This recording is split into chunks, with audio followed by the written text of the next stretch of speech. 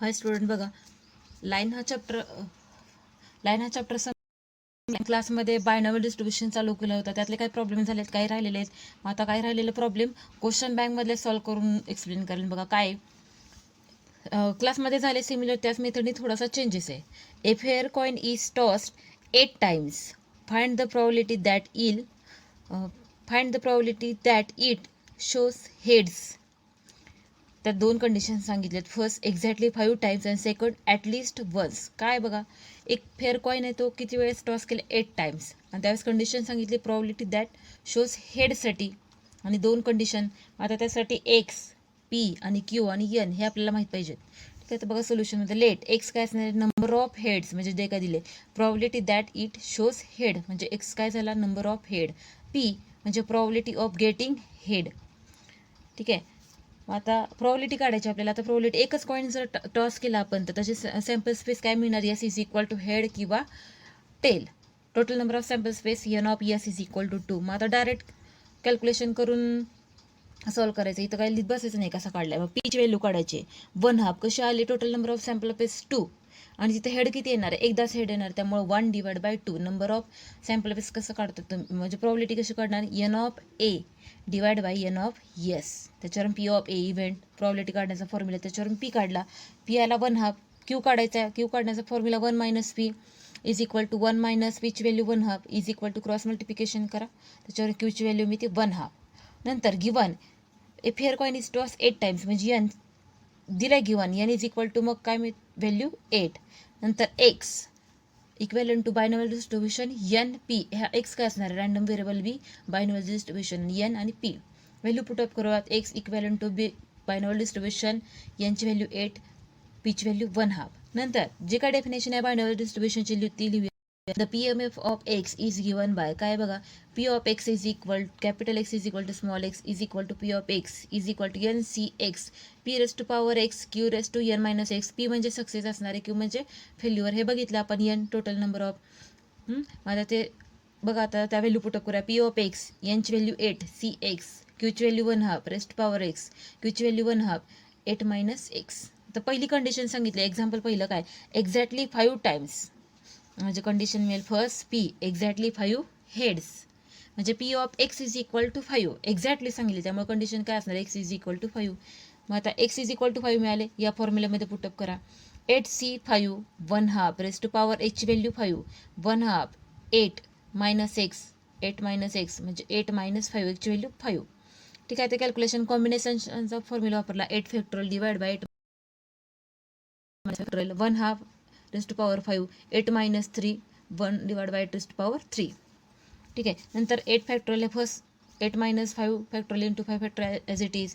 नंतर बेस समान असेल त्यांच्या घातांकाची बेरीज, त्याच्यावर 1/2 रेस टू 5 प्लस 3 8 बेस समान असल्यामुळे हा form.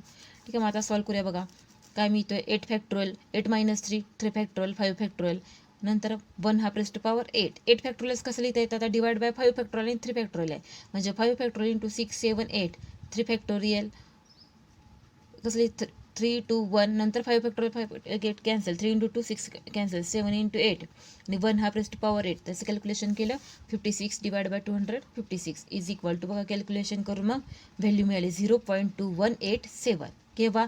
P of x is equal to 5 म्हणजे एक्झॅक्टली 5 एड असतील त्यावेळेस. पण आपण क्लासमध्ये एक सॉल्व्ह केलं एक्झाम्पल. ए फेअर कॉइन टॉस 6 टाइम्स केलं, त्याच्यामध्ये 3 कंडिशन दिल्या होत्या. ठीक आहे, आता ह्याच्यामध्ये 8 टाइम्स सांगितलं आणि 2 कंडिशन, त्यातले पहिलं सोडवलं. आता दुसरं काय? At least once. आता काय सांगितलं बघा, p getting heads at least once. आता ॲटलिस्ट म्हणजे काय? कमीत कमी. हां, आता पैशाच्या फॉर्ममध्ये घेतलं तर काय? आता इथं कमी 1 सांगितलं, आता ॲटलिस्ट 5 सांगितलं तर 5च. आधी बघितले आपण एक्झाममध्ये क्लासमध्ये ॲटलिस्ट 5 म्हणलं तर पैशाच्या फॉर्ममध्ये तुम्हाला समजावून सांगितलेलं. आता त्याच्यावरून बघा काय मिळेल. जे फंक्शन असल्यामुळे सगळ्या प्रोबॅबिलिटीची ॲडिशन काय असणार आहे?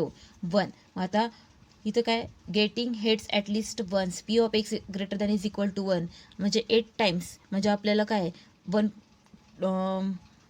तेवढ्या सगळ्या व्हॅल्यू काढावं लागतील. मग आता formula p of x greater than is equal to 1 हे कसा फॉर्म्युला येतो तो समजावून सांगितलं क्लासमध्ये. त्याच्यावर 1 minus P of greater than असेल तर लेस दॅन होईल आणि is equal to sign cancel होईल. किंवा less than is equal to असेल तर परत ग्रेटर दॅन या फॉर्ममध्ये फॉर्म्युले मिळतात. P of x greater than is equal to 1. 1 minus फॉर्ममध्ये जे का साईन असेल ते साईन चेंज होणार आहे. ग्रेट इज इक्वल टू फक्त साईन येणार नाही. मग त्याच्यावर मला P of X less than is equal to 1.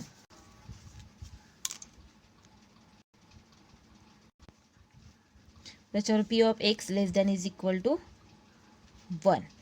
आता less than is equal to 1 आहे, sorry greater than is equal to 1. त्याच्यावर काय होईल, ग्रेटर दॅनचं लेस दॅन होईल आणि is equal to sign cancel होईल. म्हणजे आता त्याच्यावरून मग व्हॅल्यू मिळेल 1 minus P of X equal to 0 मिळेल. म्हणजेच पी यू काय मिळेल, is equal to 1 minus P of 0.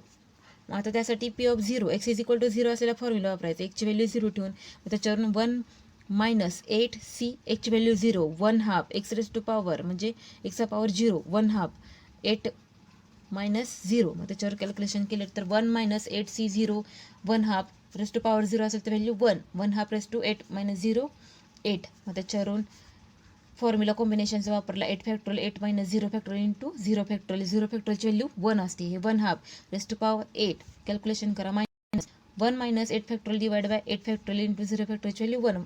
8 factorial get cancel होईल. 1 मायनस 1/2 रेस टू पॉवर 8 हे मिळतं आपल्याला. त्याच्यावरून P of x greater than is equal to 1 1 minus 1/2 raise to power 8 1 minus 1 divide by 2 5 6. मग त्याच्यावरून बघा क्रॉस मल्टिप्लिकेशन 2 5 6. त्याच्यावरून आन्सर मिळते 0.996. केव्हा पी ॲटलिस्ट 1 असेल त्यावेळेस कंडिशन.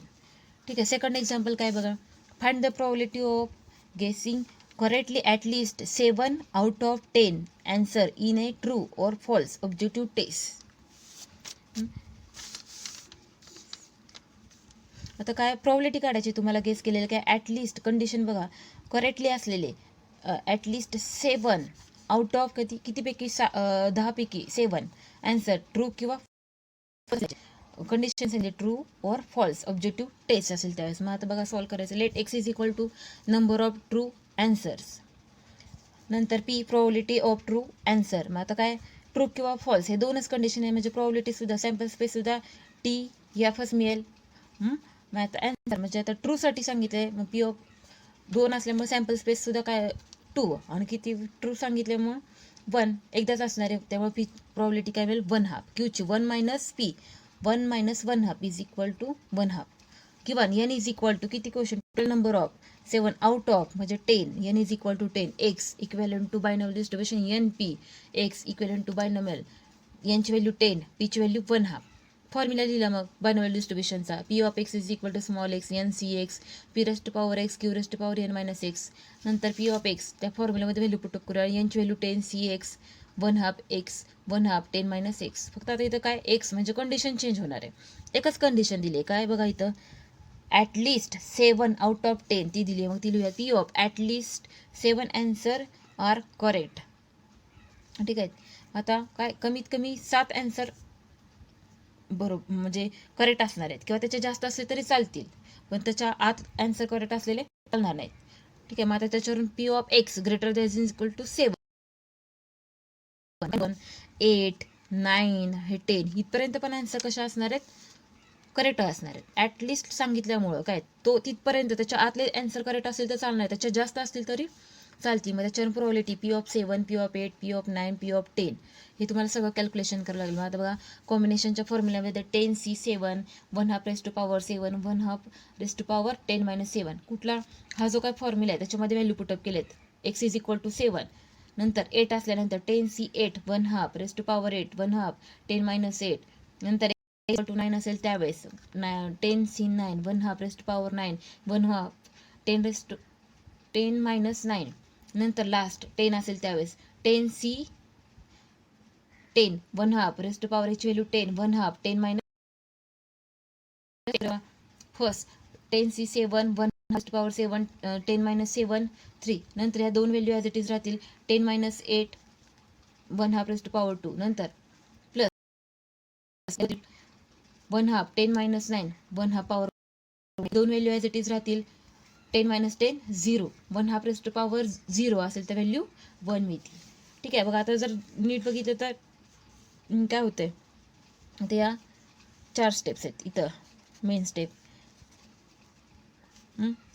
प्रत्येक वेळेस कॉम्बिनेशनचा फॉर्म्युला, इथं पण कॉम्बिनेशन, इथं पण कॉम्बिनेशन, इथं पण. आता इथं बघा बेस समान आहे. इथं 1/2 7 3 किती मिळते 7 अधिक 3 10. नंतर इथं 1/2 8 अधिक 2 10 9 आणि इथं काय नाही म्हणजे 1 पॉवर 9 आणि 9 अधिक 1 10 नंतर 10.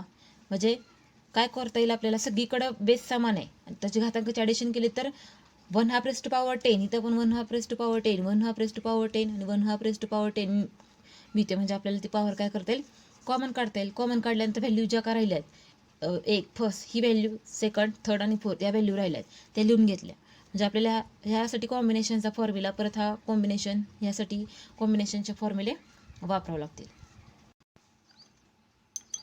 बघा आता कॉम्बिनेशनचा फॉर्म्युला वापरल्यानंतर काय कॉम्बिनेशनचा फॉर्म्युला आहे, 10C7 हा बघ फॉर्म्युला आहे. मग काय फॉर्म्युला मिळेल मग, 10 factorial divide by 10 - 7 factorial into 7 factorial. नंतर 10C8 म्हणजे 10 factorial divide by 10 - 8 factorial into 8 factorial. नंतर हा फॉर्म्युला असेल 10C9 10 factorial divide by 10 - 9 factorial into 9 factorial. नंतर 10C10 10 factorial divide by 10 - 10 factorial into 10 factorial. नंतर हा common 1/2 raise to power 10 as it is राहील.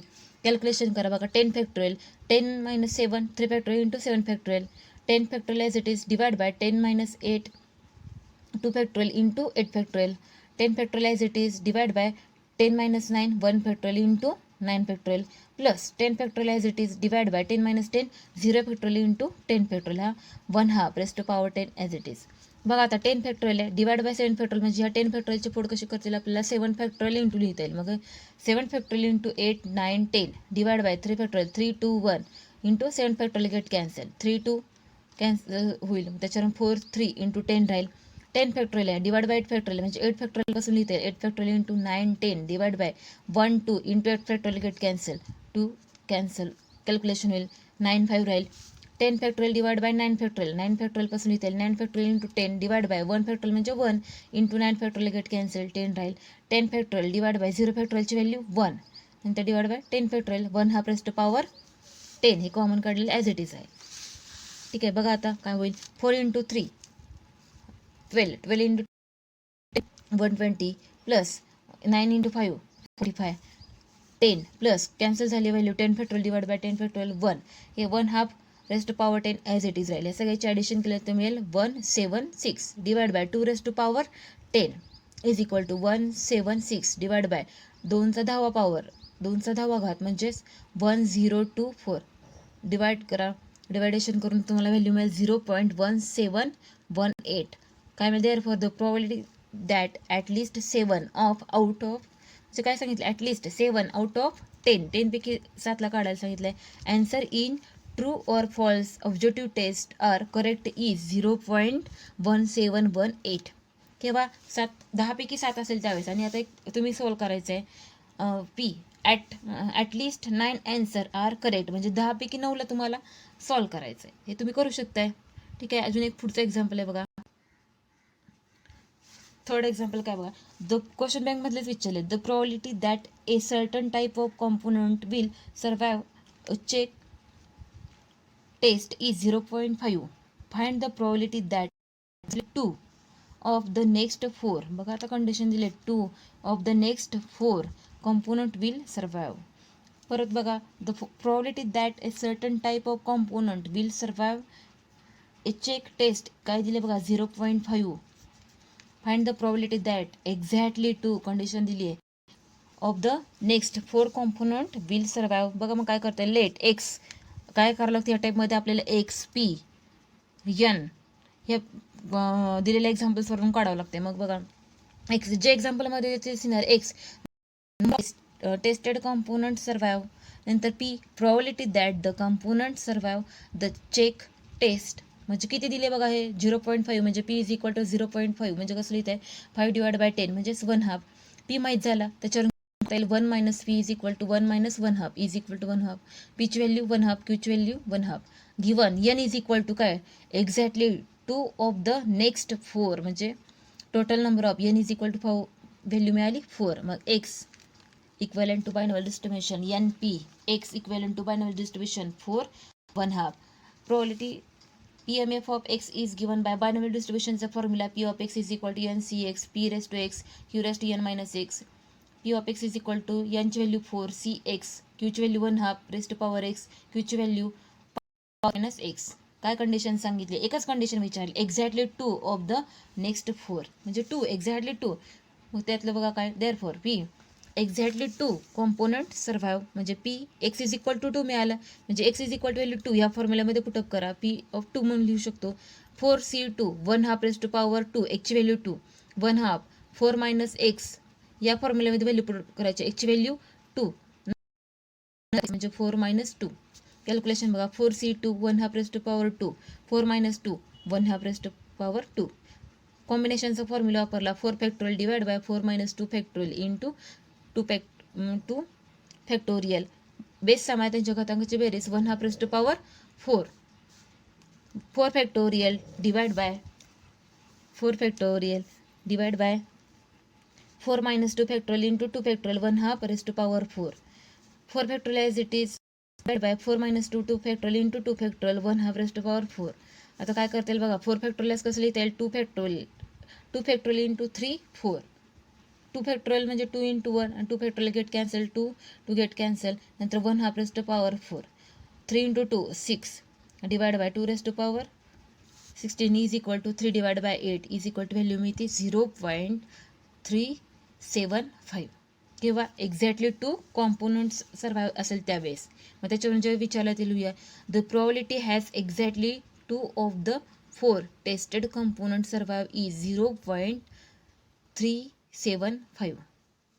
ठीक आहे, हे 3 एक्झाम्पल्स घेतलेत. नेक्स्ट लेक्चरला बघूयात आपण अजून काही एक्झाम्पल्स विचारलेले आहेत. थांबूया. थँक्यू.